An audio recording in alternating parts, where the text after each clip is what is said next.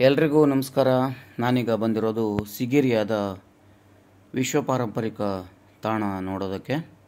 ಸಿಗಿರಿಯಾ ಇದೊಂದು ಏಕಶಿಲಾ ಬೆಟ್ಟ ಅಂತ ಹೇಳ್ಬೋದು. ಸಿಗಿರಿಯಾ ಅಥವಾ ಸಿಂಹಗಿರಿ ಅಂತ ಇದನ್ನು ಕರೀತಾರೆ. ಇದು ಶ್ರೀಲಂಕಾದ ದಂಬುಲಾ ಪಟ್ಟಣದ ಬಳಿಯ ಉತ್ತರ ಮಾಟಲ್ ಜಿಲ್ಲೆಯಲ್ಲಿರುವಂಥ ಒಂದು ಪ್ರಮುಖವಾದಂತಹ ಶಿಲಾಕೋಟೆ ಅಂತ ಕರಿಬೋದು. ನೋಡಿ, ಇದರ ಒಂದು ವೈಮಾನಿಕ ದೃಶ್ಯವನ್ನು ಕೂಡ ನಾವಿಲ್ಲಿ ನೋಡ್ತಾ ಇದ್ದೇವೆ. ಇದು ಸಿಗಿರಿಯಾ ಬೆಟ್ಟವನ್ನು ಮೇಲುಭಾಗದಿಂದ ಹೀಗೆ ನೋಡ್ತಾ ಇದ್ದೇವೆ. ಸಿಗಿರಿಯಾ ಬೆಟ್ಟವನ್ನು ನಾವೀಗ ಹತ್ತಲಿಕ್ಕೆ ಪ್ರಾರಂಭ ಮಾಡಿದ್ದೇವೆ. ಇದು ಒಟ್ಟು ಪ್ರಾರಂಭದಿಂದ ಹಿಡಿದು ಕೊನೆಯವರೆಗೆ ಒಟ್ಟಾರೆ 1150 ಅಡಿ ಎತ್ತರವಿದೆ. ಒಂದೇ ಒಂದು ಬಂಡೆಗಲ್ಲು 650 ಅಡಿ ಎತ್ತರದ ಬೃಹತ್ ಬಂಡೆ ಆಗಿದೆ. ಈ ಬಂಡೆಗಲ್ಲನ್ನು ನಾವು ನೋಡೋದಕ್ಕೆ ಹೋಗಬೇಕು ಅಂತಂದರೆ ಒಟ್ಟಾರೆ 1400ರಷ್ಟು ಮೆಟ್ಟಿಲುಗಳನ್ನು ಹತ್ತಿ ಸಾಗಬೇಕು. ಇದು ಕೇವಲ ಬಂಡೆಗಲ್ಲಲ್ಲ, ಇದೊಂದು ಐತಿಹಾಸಿಕವಾದಂತಹ ತಾಣ ಕೂಡ ಹೌದು. ಏಕೆಂದರೆ ಈ ಒಂದು ಪ್ರದೇಶವನ್ನು ಶ್ರೀಲಂಕಾದ ಚೌಳ ವಂಶದ ರಾಜನಾಗಿರುವಂತಹ ಕಶ್ಯಪ ಸಾಮಾನ್ಯ ಶಕ 477ರಿಂದ 495 ಒಂದು ಅವಧಿಯಲ್ಲಿ ಆಡಳಿತವನ್ನು ನಡೆಸ್ತಾನೆ ಮತ್ತು ಈ ಭಾಗವನ್ನು ಸಿಗಿರಿಯಾವನ್ನೇ ರಾಜಧಾನಿಯನ್ನಾಗಿ ಮಾಡಿಕೊಂಡು ಆಡಳಿತವನ್ನು ನಡೆಸ್ತಾನೆ. ಇದಕ್ಕೂ ಪೂರ್ವದಲ್ಲಿ ಚೌಳ ವಂಶದ ರಾಜಧಾನಿಯಾಗಿ ಅನುರಾಧಪುರ ಮತ್ತು ಪೊಲನ್ನರುವ ಇವೆಲ್ಲ ಕೂಡ ಇರೋದು ನಾವು ತಿಳಿದುಕೊಳ್ಳಬೇಕು. ಈ ಸಿಗಿರಿಯಾದ ಬಂಡೆ ಏನಿದೆ 650 ಅಡಿ ಎತ್ತರವಾಗಿದ್ದು ಬಹಳ ಸುಂದರವಾದಂತಹ ಒಂದು ಬಂಡೆಗಲ್ಲು, ಒಂದು ಗ್ರಾನೈಟ್ ಶಿಲೆ ಅಂತ ಹೇಳ್ಬೋದು. ಇದರ ಪ್ರವೇಶವನ್ನು ಮಾಡುವಾಗ ಈ ರೀತಿಯಾದ ಮೆಟ್ಟಿಲುಗಳನ್ನು ಹತ್ತಿ ಹೋಗಬೇಕು. ನೋಡಿ, ಸಹಜವಾಗಿ ನಿರ್ಮಾಣವಾದಂತಹ ದ್ವಾರಗಳನ್ನು ನಾವಿಲ್ಲಿ ನೋಡ್ಬೋದು. ಏನಂದರೆ ಇದನ್ನು ಸಹಜವಾಗಿ ನಿರ್ಮಾಣವಾದಂಥ ಒಂದು ಆರ್ಚ್ ಅಂತ ನಾವಿದನ್ನು ಕರಿತೇವೆ. ಈ ಥರದ ಪ್ರವೇಶದ ದ್ವಾರದ ಮೂಲಕ ನಾವು ಮುಂದೆ ಸಾಗ್ತಾ ಹೋದ ಹಾಗೆ ಸಿಗಿರಿಯಾದ ಏಕಶಿಲಾ ಬಂಡೆಗಳು ಕಾಣಲಿಕ್ಕೆ ಪ್ರಾರಂಭ ಆಗ್ತವೆ. ಇಲ್ಲಿ ಏನಂತಂದರೆ ಇದರ ಮೇಲ್ಭಾಗವನ್ನು ನಾವು ತಲುಪೋದೇ ಒಂದು ಸಾಹಸವಾದಂತಹ ಕಾರ್ಯ ಅಂತ ಹೇಳ್ಬೋದು. ಏಕೆಂದರೆ ನೋಡಿ, ಇಲ್ಲಿ ನಾವು ಇಲ್ಲಿಂದ ಕೆಳಭಾಗದಿಂದ ನೋಡ್ತಾ ಹೋದ ಹಾಗೆ ಕಾಣ್ತಾ ಇರುವಂತಹ ಗೋಡೆಯನ್ನು ಕನ್ನಡಿ ಗೋಡೆ ಅಥವಾ ಮಿರರ್ ವಾಲ್ಸ್ ಅಂತ ಕರೀತಾರೆ. ರಾಜ ಕಶ್ಯಪನ ಕಾಲದಲ್ಲಿ ನಿರ್ಮಾಣವಾಗಿರುವಂಥದ್ದು. ಅಂದರೆ 4-5ನೇ ಶತಮಾನದ ಒಂದು ಸಂದರ್ಭದಲ್ಲಿ ಈ ಮಿರರ್ ವಾಲ್ನ ಒಂದು ನಿರ್ಮಾಣ ಕೂಡ ಆಯಿತು. ಹತ್ತಿ ಹೋಗಲಿಕ್ಕೆ ಸೂಕ್ತವಾದಂತಹ ವ್ಯವಸ್ಥೆಗಳನ್ನು ಕೂಡ ಇವತ್ತು ಮಾಡಿದ್ದಾರೆ. ಇದರ ಕೆಳಭಾಗದಲ್ಲಿ ನಾವು ಉದ್ಯಾನವನಗಳನ್ನು ಮತ್ತು ಉದ್ಯಾನವನದ ಮಧ್ಯದಲ್ಲಿ ಈಜುಕೊಳ ಇತ್ಯಾದಿಗಳನ್ನೆಲ್ಲವನ್ನು ಕೂಡ ನೋಡ್ತೇವೆ. ಮೇಲ್ಭಾಗಕ್ಕೆ ಸಾಗ್ತಾ ಹೋದಾಗೆ ಈ ಬಂಡೆಗಲ್ಲಿನಲ್ಲಿ ನಿರ್ಮಾಣವಾದಂತಹ ಹಾಗೂ ರಾಜ ಕಶ್ಯಪನ ಆಳ್ವಿಕೆ ಕಾಲದಲ್ಲಿದ್ದಂತಹ ಹಲವಾರು ಅವಶೇಷಗಳನ್ನು ನಾವು ನೋಡಲಿಕ್ಕೆ ಸಾಧ್ಯ ಆಗ್ತದೆ. ನೋಡಿ, ಬಂಡೆಗಲ್ಲು ಈ ಭಾಗದಿಂದ ನಾವು ನೋಡಿದ ಹಾಗೆ ಯಾವ ರೀತಿಯಾಗಿ ಕಾಣ್ತಾ ಇದೆ ಅಂತ. ಗ್ರಾನೈಟ್ ಶಿಲೆಯಾಗಿದೆ. ಹತ್ತಿ ಹೋಗಲಿಕ್ಕೆ ಈ ರೀತಿಯಾದಂತಹ ಒಂದು ಕ್ಲೈಂಬಿಂಗ್ ಸ್ಟ್ರೆಚ್ಗಳನ್ನು ಮಾಡಿದ್ದಾರೆ. ಕ್ಲೈಂಬಿಂಗ್ ಸ್ಟ್ರೆಚ್ಗಳ ಸಹಾಯದಿಂದ ನಾವು ಸುಲಭವಾಗಿ ಇದನ್ನು ಏರಿ ಹೋಗಲಿಕ್ಕೆ ಕೂಡ ಸಾಧ್ಯವಾಗ್ತದೆ. ಈ ಕ್ಲೈಂಬಿಂಗ್ ಸ್ಟ್ರೆಚ್ಗಳನ್ನು ನಾವು ಏರ್ತಾ ಹೋದ ಹಾಗೆ ಎತ್ತರಕ್ಕೆ ಒಂದು ತಂಪಾದಂತಹ ಅನುಭವ, ತಂಪಾದ ಗಾಳಿಯ ಅನುಭವ. ಅದರಲ್ಲೂ ಕೂಡ ನಾವು ಹೋಗ್ತಾ ಇರುವಂತಹ ಸಂದರ್ಭದಲ್ಲಿ ತುಂಬ ಮೋಡ ಮತ್ತು ಮಳೆಯ ಒಂದು ವಾತಾವರಣ ಇದ್ದು ತುಂಬ ಗಾಳಿ ಬೀಸ್ತಾ ಇತ್ತು ಹಾಗೂ ನೀರು ಕೂಡ ಮೇಲಿನಿಂದ ಜಿನುಗ್ತಾ ಇತ್ತು. ಅಂದರೆ ಮೇಲ್ಭಾಗದಲ್ಲಿ ನೀರಿನ ಅಂಶ ಮತ್ತು ಕೆಲವೊಂದಿಷ್ಟು ನೀರು ಸಂಗ್ರಹದ ಬಾವಿಗಳು ಇರೋದನ್ನು ನಾವು ಇದರ ಮೂಲಕವಾಗಿ ಅರಿತುಕೊಳ್ಬೋದು. ಕೆಲವೊಂದು ಭಾಗದಲ್ಲಿ ನೋಡಿ, ಇಲ್ಲಿ ನಾವು ನೋಡ್ತಾ ಇರೋದನ್ನು ಸಿಂಹದ್ವಾರ ಅಂತ ಕರೀತಾರೆ. ಕಶ್ಯಪನ ಕಾಲದಲ್ಲಿ ಈ ಸಿಂಹದ್ವಾರವನ್ನು ಕೂಡ ನಿರ್ಮಿಸಲಾಯಿತು. ಇದು ಸುಮಾರು ಸಿಂಹದ್ವಾರದ ಬಳಿ ನಾವು ಬಂದ್ವಿ ಅಂತಂದರೆ ಈ ಸಿಗಿರಿಯಾ ಬೆಟ್ಟದ ಅರ್ಧ ಭಾಗಕ್ಕೆ ನಾವು ಬಂದ ಹಾಗೆ ಆಗ್ತದೆ. ಈ ಒಂದು ಸಿಂಹದ್ವಾರದ ಮೂಲಕ ನಾವು ಸಿಗಿರಿಯಾದ ಮುಂದಿನ ಒಂದು ಕ್ಲೈಂಬಿಂಗ್ ಸ್ಟ್ರೆಚ್ಗಳನ್ನು ಹತ್ತಲಿಕ್ಕೆ ಸಾಗಬೇಕು. ಈ ಒಂದು ಸಿಂಹದ್ವಾರವನ್ನು ಇಲ್ಲಿ ನಿರ್ಮಾಣ ಮಾಡಿದ್ದರಿಂದಲೇ ಇದನ್ನು ಸಿಂಹಗಿರಿ, ಸಿಂಹ ಬಂಡೆ ಅಥವಾ ಸಿಗಿರಿಯಾ ಎಂಬಂಥ ಹೆಸರು ಕೂಡ ಬಂತು. ನೋಡಿ, ಇಲ್ಲಿ ಸಿಂಹದ್ವಾರ ನೋಡ್ತಾ ಇದ್ದೇವೆ. ಇಲ್ಲಿ ಕಾಣ್ತಾ ಇರುವಂಥದ್ದು ಸಿಂಹದ ಪಂಜ ಅಂತ ನಾವು ಹೇಳ್ಬೋದು.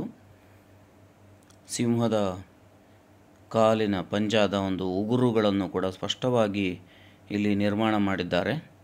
ಅಕ್ಕಪಕ್ಕದಲ್ಲಿ ಕೋಟೆಯ ಮಾದರಿಯಲ್ಲಿ ಗೋಡೆಗಳನ್ನು ನಿರ್ಮಾಣ ಮಾಡಿದ್ದಾರೆ. ರಾಜ ತನ್ನ ರಾಜಧಾನಿಯನ್ನು ಮಾಡಿಕೊಂಡು ಈ ಭಾಗವನ್ನು ಆಳ್ವಿಕೆ ನಡೆಸ್ತಾ ಇರುವ ಸಂಗತಿ ನಮಗೆ ಇದರ ಮೂಲಕವಾಗಿ ತಿಳಿಯುತ್ತದೆ. ಈ ಒಂದು ಕ್ಲೈಂಬಿಂಗ್ ಸ್ಟ್ರೆಚ್ಗಳನ್ನು ಇತ್ತೀಚೆಗೆ ಶ್ರೀಲಂಕಾ ಸರ್ಕಾರ ಇಲ್ಲಿ ನಿರ್ಮಾಣ ಮಾಡಿದೆ. ಅತ್ಯಂತ ಎತ್ತರವಾದಂತಹ ಪ್ರದೇಶವಾಗಿದ್ದರಿಂದ ಇಲ್ಲಿಂದ ಕೆಳಭಾಗಕ್ಕೆ ನೋಡಿದರೆ ಸುತ್ತಮುತ್ತಲು ಸುಂದರವಾದಂತಹ ಅರಣ್ಯ ಪ್ರದೇಶ ನಮಗೆ ಕಾಣ್ತದೆ. ರಾಷ್ಟ್ರೀಯ ಉದ್ಯಾನವನ ಇರುವಂತಹ ಒಂದು ಪ್ರದೇಶ ಸಿಗಿರಿಯಾದ ಭಾಗದಲ್ಲಿ ಎತ್ತರವಾದಂತಹ ಪರ್ವತ ಶಿಖರಗಳನ್ನು ಕೂಡ ಇದರ ಸುತ್ತಮುತ್ತಲಿನ ಭಾಗದಲ್ಲಿ ನಾವು ನೋಡಲಿಕ್ಕೆ ಸಾಧ್ಯ ಇದೆ. ಈ ಒಂದು ಸಿಂಹದ್ವಾರದ ಮೂಲಕ ಮತ್ತೆ ಮೇಲೇರಿ ಸಾಗ್ತಾ ಹೋದ ಹಾಗೆ ನಾವು ಅತ್ಯಂತ ಮೇಲ್ಭಾಗಕ್ಕೆ ಇಲ್ಲಿ ಬರ್ತಾ ಇದ್ದೇವೆ. ಮೇಲ್ಭಾಗದಲ್ಲಿ ಕೆಲವೊಂದು ಅರಮನೆಯ ಅವಶೇಷಗಳಿದ್ದಾವೆ. ಅರಮನೆಯ ಅವಶೇಷಗಳು ಪೂರ್ವದ ಮತ್ತು ಪಶ್ಚಿಮದ ಭಾಗ ಅಂತ ಎರಡು ಭಾಗಗಳನ್ನಾಗಿ ಇದನ್ನು ಮಾಡ್ತಾರೆ. ಪೂರ್ವ ಭಾಗದ ಅರಮನೆಯ ಅವಶೇಷಗಳು ಮತ್ತು ಪಶ್ಚಿಮ ಭಾಗದ ಅರಮನೆಯ ಅವಶೇಷಗಳನ್ನು ನಾವಿಲ್ಲಿ ನೋಡಬಹುದು.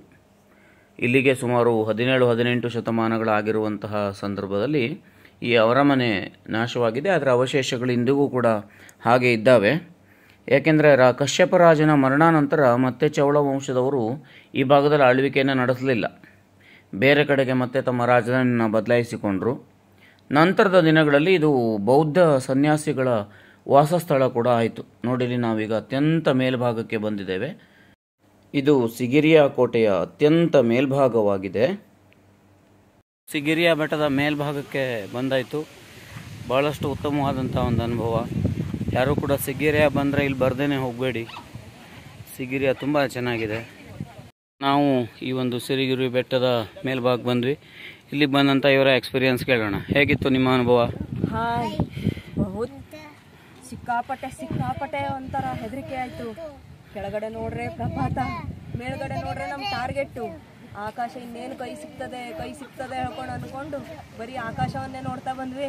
ಅಂತೂ ಮೋಡದ ಹತ್ರ ಬಂದ್ವಿ ಹೇಳ್ಕೊಂಡು ಅಪ್ಪ ಅಂತೂ ಬಂದ್ಬಿಟ್ಟದಪ್ಪ ಆಡಿ. ಈಗ ಕೆಳಗಡೆ ನೆನಪು ಮಾಡ್ಕೊಂಡ್ರು ಮೈಯೆಲ್ಲ ಜುಮ್ಮನತ್ತೆ. ಅಷ್ಟು ಮಾರಿಬಲ್ಲಾಗಿದೆ. 1700 ಮೆಟ್ಲು ಹೇಳೋಕ್ಕಿಂತ ಅಷ್ಟೊಂದು ಆಳವಾಗಿದೆ ಈ ಇದು ಬೆಟ್ಟ.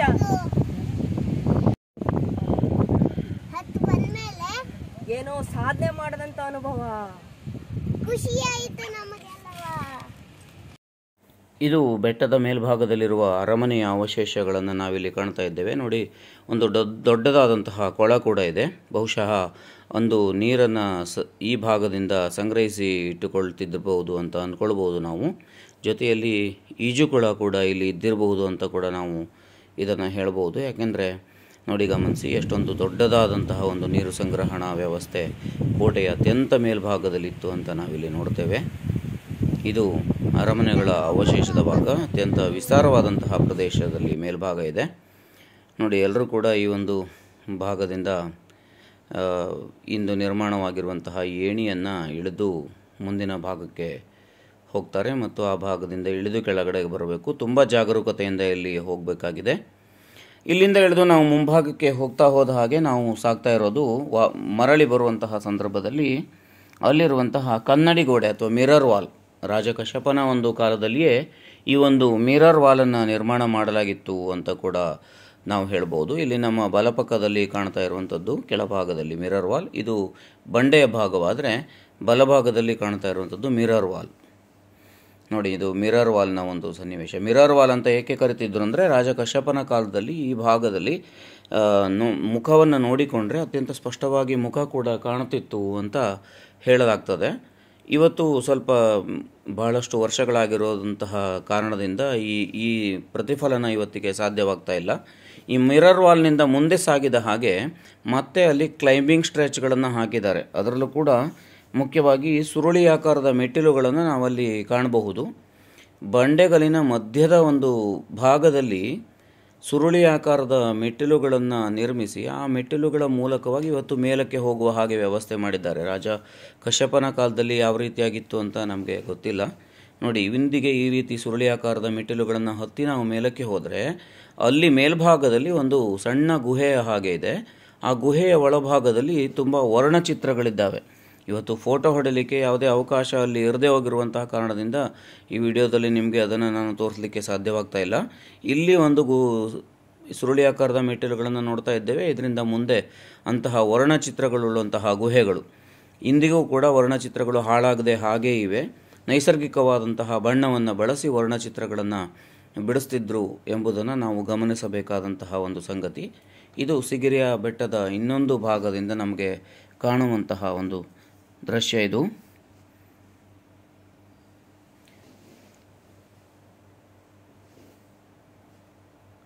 ನೋಡಿ ಸಿಗಿರಿಯಾ ಬೆಟ್ಟವನ್ನು ಹತ್ತಿ ಪೂರ್ತಿ ಪ್ರದೇಶವನ್ನು ನೋಡಿ, ಪೇಂಟಿಂಗನ್ನು ಕೂಡ ನೋಡಿ ತುಂಬ ಖುಷಿಯಿಂದ ವಾಪಸ್ಸಾದ್ವಿ. ಒಮ್ಮೆ ಭೇಟಿ ಕೊಡಿ ಶ್ರೀಲಂಕಾದ ಸಿಗಿರಿಯಾದ ಈ ಬೆಟ್ಟಕ್ಕೆ. Thank you. Bye bye. Bye bye.